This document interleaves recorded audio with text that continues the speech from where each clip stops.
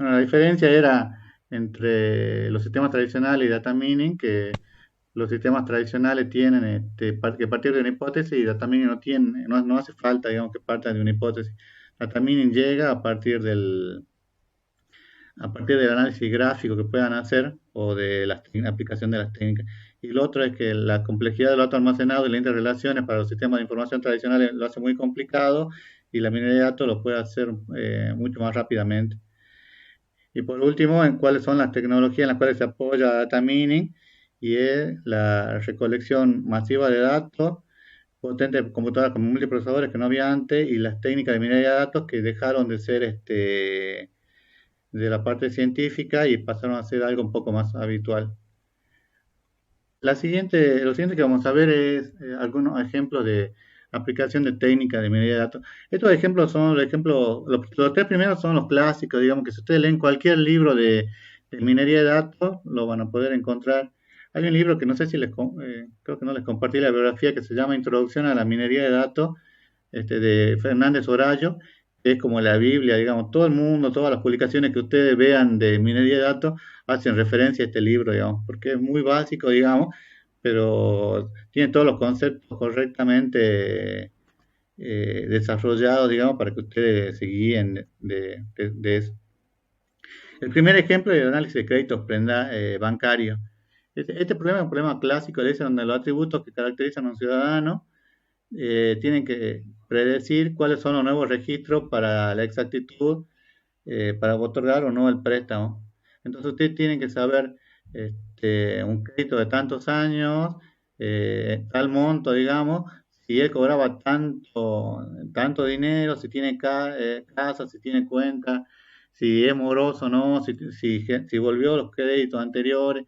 En realidad, lo practicamos la primera vez que dictamos esta materia con ese archivo y el archivo era mucho más grande, le decía si era casado, tenía hijos, entonces tenían que determinar quiénes eran más morosos, digamos, los casados o los solteros, los varones o las mujeres, ¿no? Y las respuestas era totalmente opuesta a lo que ustedes pensarían, digamos. El análisis, por ejemplo, este ejemplo de análisis de cesta de compra, dice, el empleado se intenta predecir el comportamiento de las compras de los clientes al supermercado y la relación que hay entre ellos. Entonces, cuando ustedes van a comprar a un supermercado, hay un orden, digamos, en el que ponen los productos, pero ¿cómo saben en qué orden colocar los mismos? Entonces, por ejemplo, hay estudios que le dicen que si ustedes van a comprar no sé, pañales y leche para recién nacido, tienen que poner al lado cerveza, porque la gente que se queda el fin de semana cuidando a los recién nacidos generalmente toma cerveza, digamos. Entonces ustedes van a ver las góndolas que están distribuidas de manera estratégica, digamos. Lo mismo pasa que cuando ustedes van a comprar, van a pagar, digamos, ¿no? No sé si se fijaron que al final siempre hay algún chocolate o hay algo, digamos, como que los tienta que compren, digamos. Esa distribución o ese análisis de cesta no es algo arbitrario, digamos que sí, sino que es algo que está estudiado y que a ustedes y que ponen, digamos, esa distribución para que ustedes realicen la mayor cantidad de compras posible, siempre que tengan el dinero, obviamente. Bueno, otro ejemplo es el determinar la venta de los productos.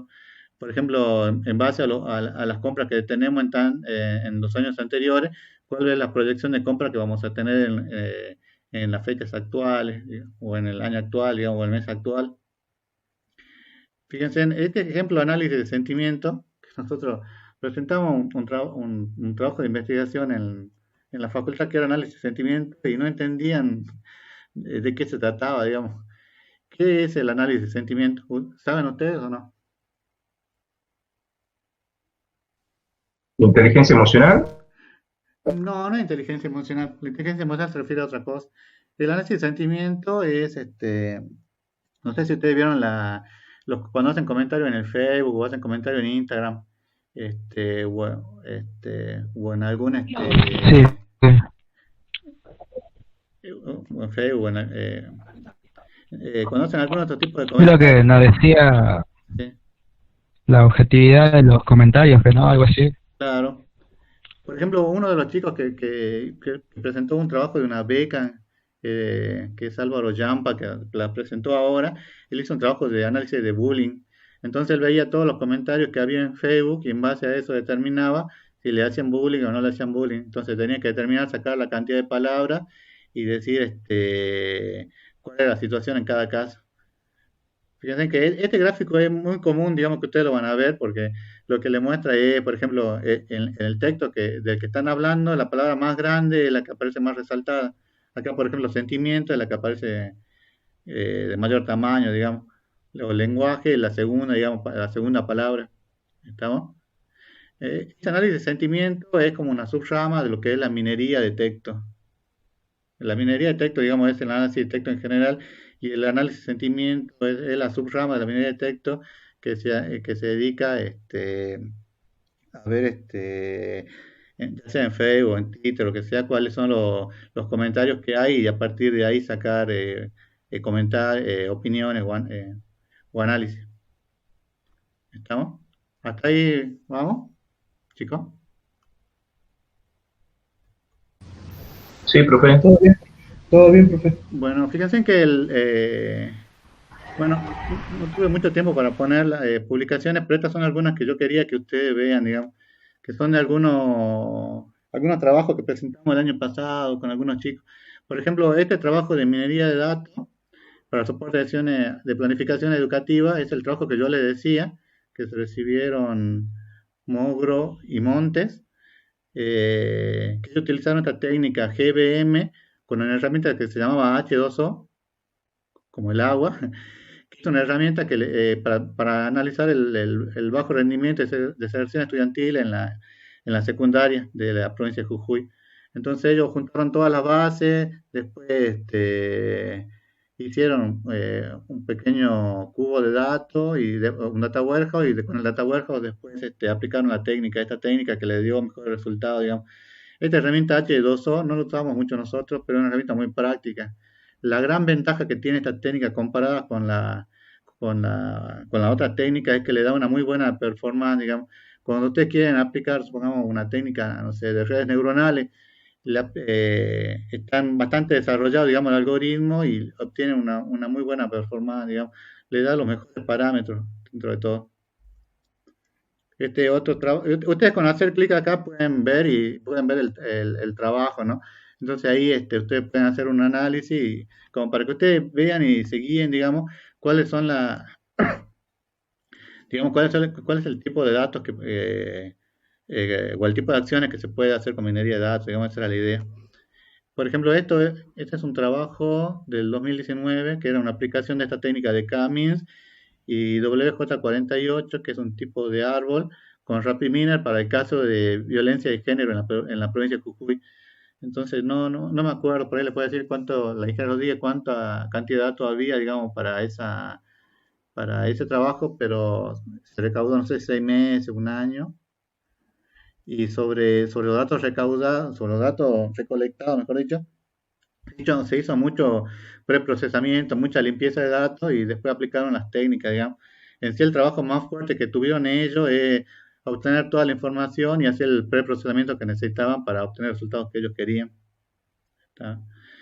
Esta técnica, minería de texto aplicada a la atribución de autoría, de un estudiante que es Pablo Ramos, que él está haciendo, aplicando las técnicas, bueno, acá muestra CBM y KNN en Python para el trabajo de la atribución de autoría, digamos.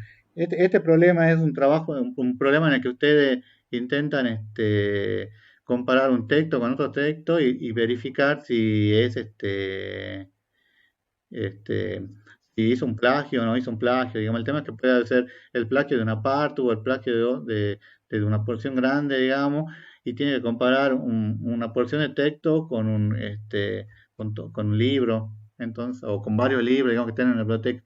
Entonces no es un tema sencillo, digamos, entra dentro de minería de texto y, bueno, se utiliza Python porque es mucho más eficiente para ese problema. Y bueno, este fue otro trabajo que presentamos con la ingeniera Rodríguez, que fue delito cometidos a personas mayores en la provincia de Jujuy. Entonces, este era el caso de las estafas telefónicas que se realizaron. también se recolectaron un par de años, creo. En el 911 se hizo un preprocesamiento, bueno, y se aplicó en este caso también árbol de decisión con RapidMiner para encontrar cuáles eran los patrones, digamos. La idea de esto, digamos, de estos trabajos era más que nada hacer prevención, digamos, entonces brindarle al organismo los mecanismos como para que ellos sepan cuáles son las características, digamos, de ese tipo de delitos y se puede hacer prevención de los mismos. Lo siguiente a ver son las técnicas de minería de datos. Fíjense en las técnicas que yo puedo aplicar. Bueno, ¿qué son las técnicas? Dice. Son muchas las técnicas que pueden aplicar en minería de datos y uno de los objetivos, bueno, es profundizar esto. Y bueno, estas técnicas están sacadas acá del libro de Hernández Horacio. Fíjense en que todas las técnicas se dividen en predictivas y descriptivas. Y todos los autores lo diferencian de esa forma. Entonces, por ejemplo, redes neuronales, fíjense que ustedes la pueden aplicar tanto para hacer una clasificación, una regresión, que después yo les voy a mostrar un cuadro, las técnicas de regresión son por ahí las más importantes que hay, o para hacer una descripción del problema. Eh, los problemas que ustedes cargan de minería de datos pueden ser pueden tener los dos, tienen que definir claramente cuál es el objetivo. Si es descripción únicamente, o sea, describir con los atributos que tiene, con los registros que tiene, cuáles son las tendencias que tienen, o predecir, digamos, cuáles pueden ser las próximas ocurrencias o en qué lugar van a ocurrir, no sé, tales siniestros o tales circunstancias. ¿Estamos? Es viejito esta clasificación de minería de datos, pero me parece bastante práctica. Fíjense, los problemas pueden ser, como lo decía, problemas descriptivos o predictivos. Dice, los problemas descriptivos buscan encontrar una descripción de los datos de estudio. Entonces ustedes buscan, no sé, con esos 10, 15, 100 atributos que ustedes tienen y 100, 2000 millones de registros, describir, digamos, esos datos y buscan, o pueden ser problemas del tipo predictivo, dice, que obtener un modelo que en un futuro pueda ser aplicado para predecir un comportamiento. Y el comportamiento podría ser, no sé, el comportamiento del clima, el comportamiento, si es decir, si el cliente va a pagar o no va a pagar su préstamo, si el jugador de básquet va a meter en los últimos 5 segundos ese tiro, digamos, estos son los problemas que se les presentan. Y las técnicas, también pueden haber técnicas que sean predictivas, descriptivas o ambas al mismo tiempo. Fíjense, en la descriptiva dice que le muestran las relaciones que hay entre variables. Pueden ser usadas para mejorar el modelo. Ya le vamos a mostrar algunas técnicas que, que son específicas para eso. Y las predictivas, y se basa al modelo que gobierna el sistema, es posible predecir hechos futuros. Fíjense que siempre, uno de lo más común son las soluciones basadas en redes neuronales y en algoritmos genéticos. Fíjense que a partir de ahora vamos a empezar a hablar siempre de modelos, porque cuando ustedes lo levanten, lo ejecuten dentro de alguna técnica de alguna herramienta de minería de datos, lo que tienen es un modelo a desarrollar. Por ejemplo, este cuadro, fíjense que está bastante actualizado, le dice cuáles son las técnicas más usadas en el año 2018-2019. Y fíjense en que la técnica de regresión es de lo más importante, fíjense, 56% la usó y es señal que es importante, digamos, que ustedes la vean, porque en más de la mitad de los casos seguramente la van a aplicar. Los árboles de decisión, que generalmente muchas veces no le dan la importancia que realmente tienen, digamos, fíjense que está con un 48%, igual que la técnica de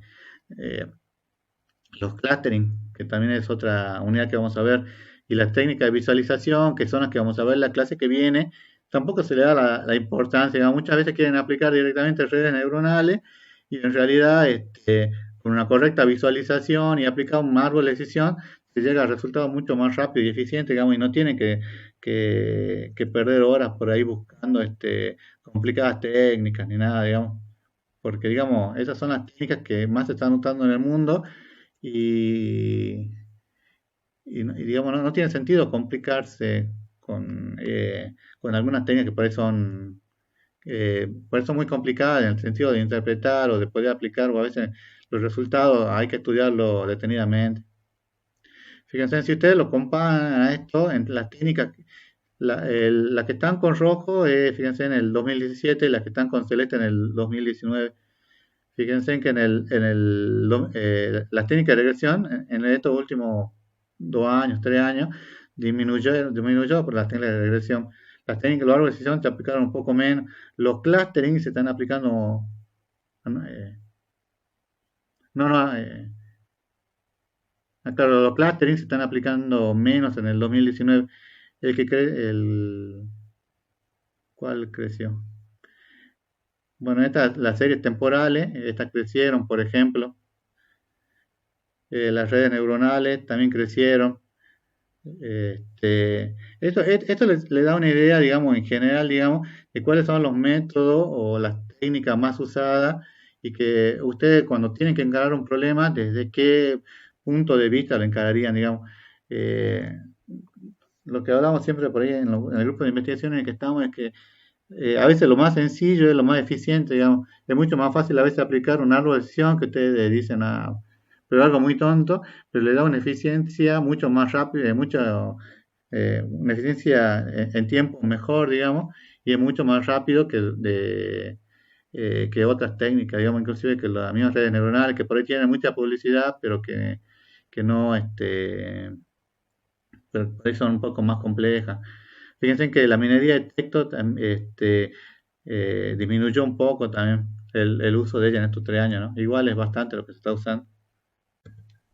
Lo, lo siguiente a ver es KDD.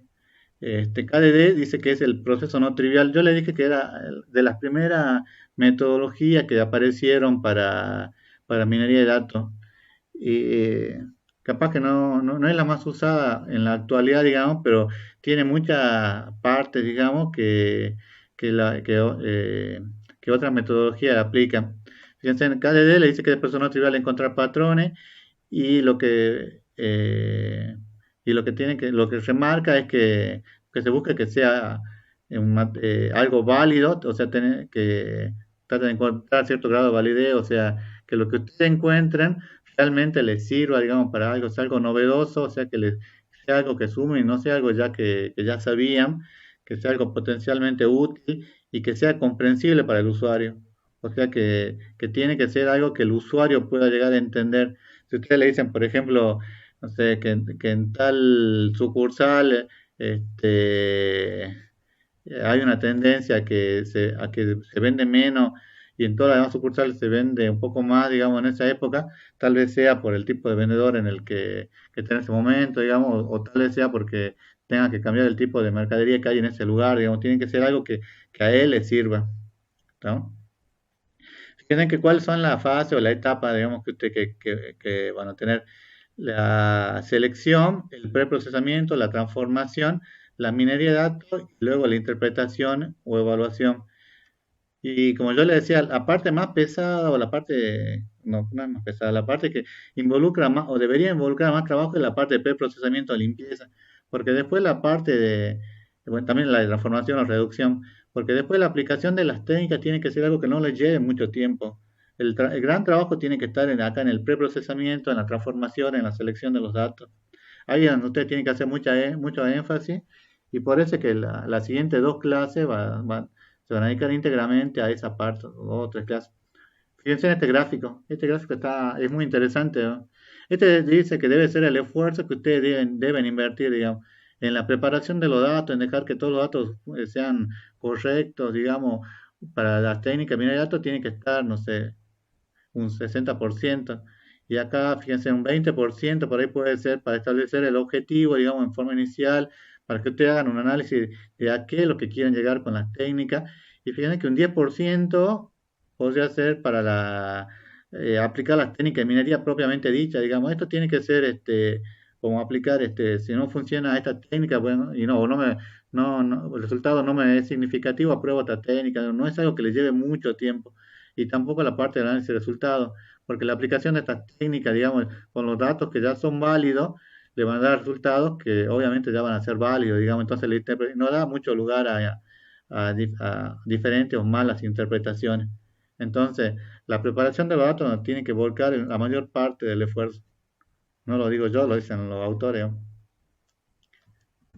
hay dos técnicas aparte perdón, no técnicas, hay dos metodologías aparte de KDD que la van a tener que ver, digamos. Una es SEMA, que se utiliza para encontrar objetivos empresariales, es mucho más completo y flexible. Y fíjese, SEMA es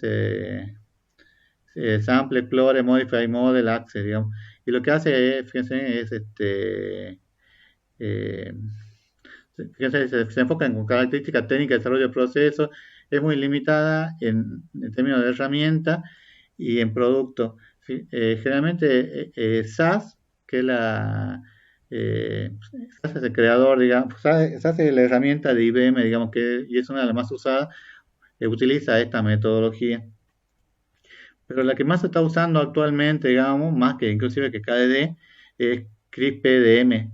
CRISP-PDM le dice que es la más usada en el desarrollo de proyectos de minería de datos y se componen de 4 niveles de abstracción y consta de 6 fases. Las fases son las que ustedes ven acá en el dibujo, digamos, distribución, evaluación, modelado, preparación de los datos, comprensión de los datos y comprensión del negocio, que son las fases que ustedes tienen que cumplir, digamos que si se fijan están muy relacionadas con KDE, digamos, por lo menos las primeras fases. Fíjense que ustedes pueden volver para atrás y volver una vez que ustedes hacen la evaluación, pueden volver para atrás y ver si si esa información que ustedes sacaron de la evaluación les sirve, y si no les sirve, vuelven para atrás, vuelven a hacer de vuelta la preparación del modelado, o si no, vuelven a hacer o si no, pasan ya a la distribución o a la publicación. Acá hay un estudio que si ustedes quieren para ver cuál es el uso, digamos, de esta metodología, digamos, cómo se están usando actualmente. Yo creo que le va a ser bastante interesante. Bueno, lo siguiente que vamos a ver cuáles son las herramientas de minería de datos. Las herramientas de minería de datos pueden ser, existen múltiples herramientas, digamos, que ustedes pueden utilizar para minería de datos. Las más usadas son RapidMiner, Python y R, lenguaje R. En realidad vamos a ver que el cuadro es que Python es primero, RapidMiner segundo y R es tercero. RapidMiner, que es la herramienta que vamos a utilizar en la asignatura, le dice que permite el desarrollo de análisis de datos mediante el encadenamiento de operadores. O sea, utiliza una interfaz gráfica y todo lo pueden hacer gráficamente, no tienen que programar nada, digamos.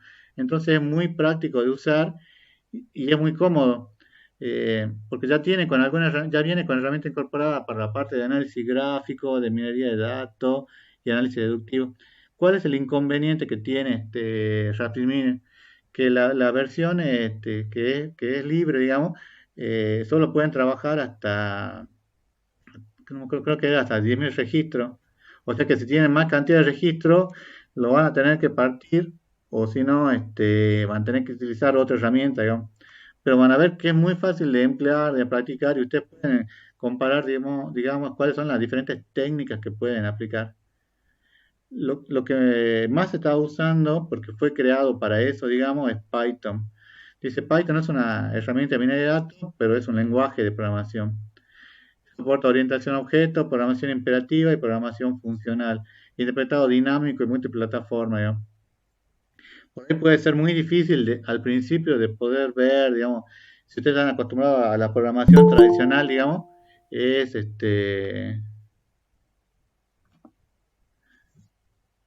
es totalmente diferente, digamos, la programación tradicional es mucho más matemático, pero por ejemplo para el manejo de matrices o de funciones matemáticas ya tiene muchas funciones incorporadas, entonces es muy práctico para eso. Fíjense que las principales aplicaciones que tiene son, bueno, el desarrollo web, que se utiliza, digamos, para hacer desarrollo tradicional, pero también ciencia de datos, que es lo que vamos a ver nosotros, que es toda la parte de aprendizaje automático, análisis de datos, visualización de datos, y bueno, y hacer scripting. Acá hay un artículo que escribimos nosotros en el 2016 que es comparación de las principales técnicas, de las principales herramientas. No está incluido acá Python porque Python es un lenguaje, digamos, pero está bastante interesante como para que vean, digamos, cuáles son la diferencia que hay entre RapidMiner y Oracle, por ejemplo, o cuáles son las más usadas, digamos. Fíjense, si ustedes, este es un portal actualizado que que le dice cuáles son cuál es lo más usado ahora, digamos, del 2007 al 2019. Fíjense que Python se mantuvo, digamos, desde el 2018 y 2019, casi con el 65% aproximadamente. RapidMiner es el segundo, digamos, que bajó un poco en el 2019. Y R también bajó un poco para hacer esto, ¿no? Lo que es minería de datos para Machine Learning. Fíjense en que Excel también figura. ¿Por qué figura Excel? Porque tiene muchas herramientas de estadística que mucha gente usa y son bastante potentes si las saben usar. Fíjense en que el lenguaje R es también es de los más usados, digamos. Los que cursaron la materia con el doctor Iseta Riera deben haber aplicado el lenguaje R, deben haber visto. Y fíjense en que al principio era muy científico y por ahí no se está usando tanto, digamos, pero de todos modos está siempre entre entre las tres primeras herramientas o lenguajes que se están usando para hacer todo lo que es Machine Learning. Bueno, TensorFlow, que se está usando mucho ahora para el tema del tratamiento o manejo de imágenes. Y bueno, acá este otro cuadro, aunque esto es de un grupo que se llama Gartner, que se dedica a hacer este análisis de las diferentes herramientas que hay, digamos, en el mercado. Entonces, en este cuadro pueden ver que, por ejemplo, RapidMiner acá está dentro de los visionarios. En muchos años estuvo acá entre los líderes y lo descendieron. Este, H2O, que es la que yo les mencionaba, ahora está como visionario, digamos, pero es una herramienta bastante completa, digamos. No sé si tanto al nivel de Python, digamos, pero con el tema de la obtención de parámetros, le permite obtener muy buenos recursos. Canine, que está hecho con Java, también es bastante usado, digamos. Fíjense que hay una herramienta de Oracle y la sacaron de Oracle. Entonces, por ahí no se tienen que guiar tanto con está muy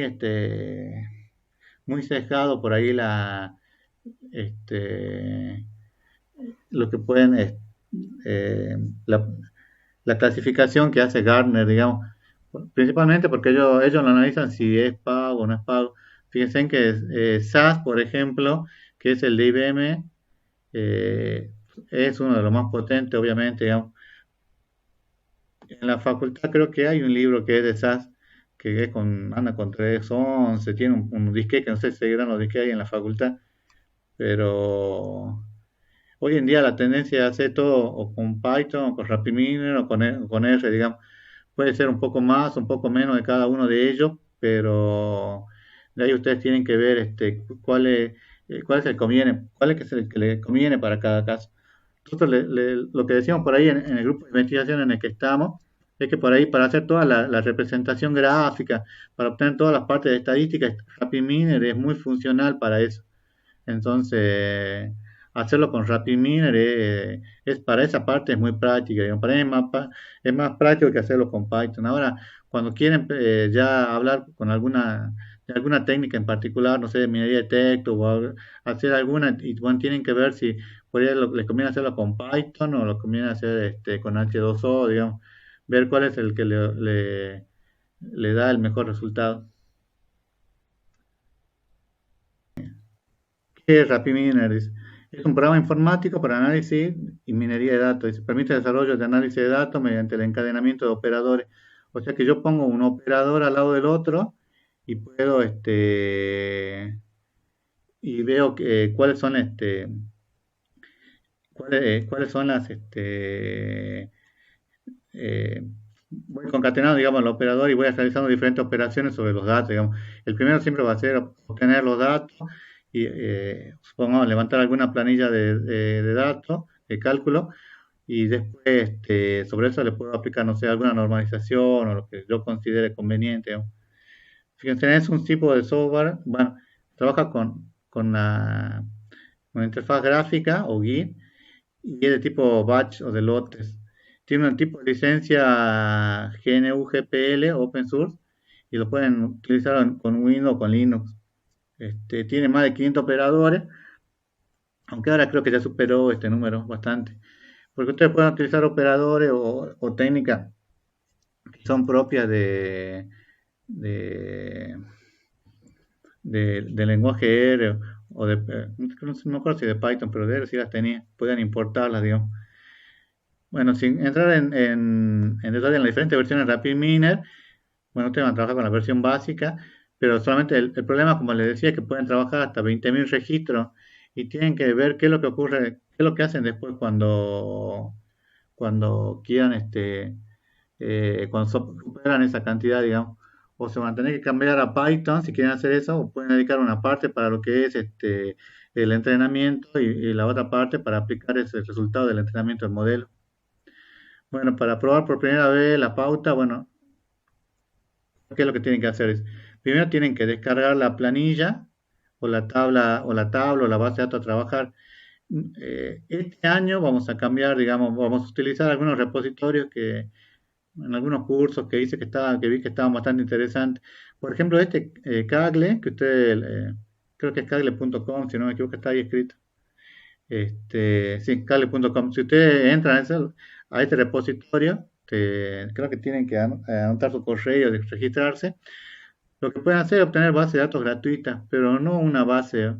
No me acuerdo si era cerca de 2.000 bases o de planillas que ustedes pueden obtener para que ustedes hagan la práctica de minería de datos. Este Kaggle es como una sucursal, les llama, o una delegación de Google. Entonces tiene mucha base de datos y tiene mucha información que ustedes la pueden utilizar sin problema. Tiene muchos tutoriales. Yo vi un tutorial de Python que me parece interesante, que estaba por hacer. Pero hay muchos tutoriales para que ustedes hagan y son totalmente gratuitos. También tiene problemas que son para Machine Learning. O sea, ellos le dan la base de datos y lo que tienen que hacer es tratar de resolverlo en la menor cantidad de tiempo posible. Entonces se arman como especie de competencia. No sé, por ahí andan peleando con un hindú para ver si ustedes lo hacen en 0,3 segundos y él lo hace en 0,2, algo así, digamos. Pero son competencias, digamos, o procesos que son muy complejos, ¿cómo hacer para resolverlo en la menor cantidad de tiempo, digamos? O que sea mucho más eficiente, o que el modelo eh, que el modelo pueda predecir, digamos, de forma mucho más eficiente. Este UCI, que es un poco viejito, pero es muy, creo que no tiene tanto dataset como Kaggle, creo que tenía 300, si no mal no recuerdo 200, pero son muy básicos y mucha gente, si ustedes se fijan en todos los ejemplos que hay, todos los ejemplos se basan están traídos de UCI porque son muy sencillos los ejemplos que tienen y son muy fáciles de bajar, digamos. El ejemplo que yo les voy a mostrar ahora es uno que está hecho de Kaggle. Fíjense, ingresamos a la página de Kaggle, ustedes buscan esto, Netflix Movies, eh, porque como la decía, tienen, no me acuerdo cuánto, tenía 10.000 planillas, entonces era demasiado. Buscan esta, entonces la idea es hacer el análisis sobre las planillas, sobre la información que tienen sobre Netflix. O si no, bueno, yo la bajé y ustedes la pueden descargar de acá, digamos. Pero entren a Kaggle para que ustedes vean, digamos, cuáles son cuáles son cuáles son los archivos, los repositorios que ustedes pueden bajar, digamos, cuál es el tipo de información que puede bajar. Hay mucho de análisis de números, de dígitos. Bueno, luego dicen, bueno, hacen download y baja. Lo siguiente que tienen que hacer, bueno, obviamente primero ya tienen que tener cargado, ¿no? RapidMiner. Lo siguiente que tienen que hacer es, le ponen un proceso en blanco. Luego que ponen el proceso en blanco, fíjense, tiene una serie de partes que ustedes tienen que ver, por ejemplo, de dónde van a importar los datos, dónde van a traer los datos, cuáles son los operadores que ustedes tienen. Los operadores se refieren pueden ser las técnicas que nosotros vamos a aplicar, ¿no? Por ejemplo, puede ser un árbol de decisión, o sea, un ID3 o algún árbol que tengan acá adentro o alguna técnica, digamos. La vista, y esto fíjense que tienen que ver acá, digamos, ustedes tienen la vista, ustedes trabajan siempre en el diseño y después pueden ver cuáles son los resultados que tienen. O sea, cuando corren este simbolito el azul, que es el de correr, digamos, ejecutan, digamos, los operadores que tienen acá adentro y les da el, y bueno, y ahí pasa la pantalla de resultados y pueden ver cuáles son los operadores que tienen. Los parámetros, que esto es importante porque para cada operador, digamos, que ustedes bajan, no es lo mismo un operador de un árbol de decisión que un operador de una red neuronal, digamos. Tienen que ver si la cantidad de ciclos, la cantidad de ramas que ustedes le van a poner como máximo, como mínimo. Entonces tienen que analizar acá cuáles son los parámetros que tiene cada operador. Y la parte central de los procesos MIND, que sería este centro, digamos, que la parte de proceso donde ustedes van a ir colocando todos los operadores que ustedes tienen. Luego, lo primero que yo voy a hacer es cargar el dataset. Entonces, si yo quiero cargar el dataset, me voy acá, a donde dice operadores, fíjense, y pongo CBS. Entonces, tengo el archivo, extraigo el archivo un archivo CBS porque quiero leer de él, digamos. Luego que pongo CBS, fíjense en que acá hay uno que dice leer CBS, entonces lo arrastro y cuando lo arrastro me aparece el operador. Fíjense que acá aparece con un simbolito, con una admiración, que lo que me está diciendo es que hay algún tipo de advertencia, digamos, o de warning que yo tengo que tener cuidado. Entonces dice, elijo RIA CBS y arrastro hasta la parte central. Bueno,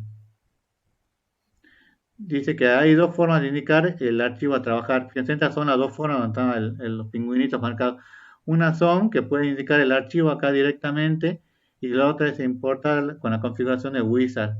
Siempre, o casi siempre, les va a convenir trabajar de la segunda forma, porque importar este Wizard o el asistente para importar los datos, lo que le permite es que le abre le abre una serie de opciones que usted puede manejar, digamos, y que va a ser conveniente que ustedes, porque estas opciones las van a ir tocando, digamos, o van a ir modificando a medida que vayan tomando un poco más de experiencia.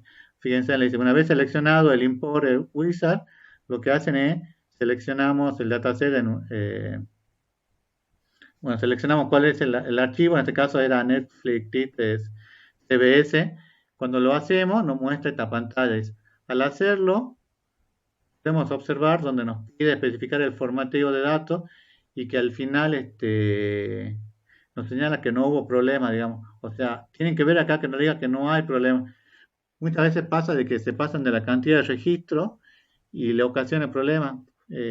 Años anteriores creo que era 10.000 registros y una vez tomamos un parcial y el parcial tenía 10.050 registros, creo. Entonces le saltaba el error en los últimos registros que teníamos.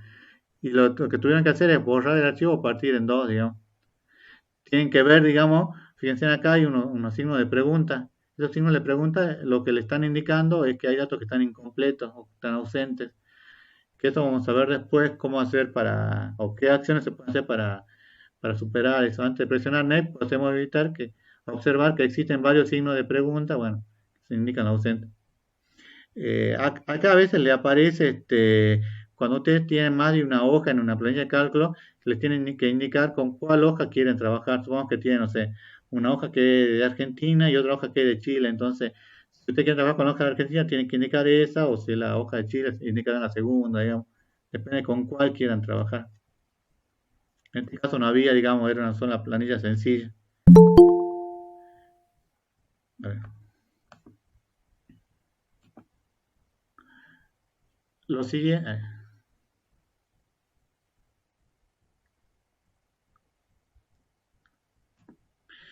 Lo siguiente es, fíjense, para el archivo que elegimos debemos marcar la opción replace con los valores perdidos. Porque si no hacen eso, cuando van a ejecutar, digamos, le va a saltar un error. O sea que estos valores perdidos los reemplaza, digamos, como acá dice, esto hace que los valores que producen errores sean reemplazados con los valores faltantes. O sea que no los deja como vacío, porque si no le va a saltar un error. Luego, que es este tilde que está acá, ¿lo ven? Dice cuando selecciona la flecha que hay en cada atributo, aparece una serie de opciones. Cuando yo hago acá en esta flecha, fíjense que yo Lo que puedo hacer es cambiar el tipo, cambiar el rol, renombrar la columna o excluir una columna. Por ejemplo, a veces el ID no me hace falta para el análisis de datos, digamos. Entonces el ID lo voy a tener que excluir, digamos. No lo considero y no me va a reducir la cantidad de atributos, digamos. Dice, primero cambiar el tipo de atributo, es decir, considerando desde un primer momento si va a ser nominal o real o fecha. Y segundo, definir el rol. El rol es muy importante. Fíjense, el rol acá puede ser label. Label se utiliza para decir que es un objetivo. ¿Y qué significa? Cuando ustedes hacían predicción, digamos, los problemas de predicción, están obligados a utilizar, a definir un atributo como el label, porque es el atributo al cual ustedes le están indicando que ustedes quieren llegar, digamos. Cuando ustedes le dicen cuando ustedes le dicen no sé, el atributo es si va a ser si le van a dar el préstamo o no, entonces el modelo va a aprender de ese campo que ustedes le están colocando como el label. Si ustedes están haciendo solamente, quieren hacer una descripción como quiero hacer yo en este caso, no me va a hacer falta, digamos, definir el label, pero van a ver que en los demás problemas que le vamos a dar, van a estar obligados a definir como el label. También puede, aparte del label, también puede ser definido como ID, esa es otra opción. Esto significa que este atributo será el objetivo de nuestro modelo. Y tercero, renombrar la columna, lo que señala cómo la veremos a la columna. Supongamos que acá título no me gusta cómo aparece, le voy a poner como título, entonces cuando yo vea la planilla lo voy a ver con la etiqueta título. Y cuarto, si queremos, bueno, o no excluir ese atributo.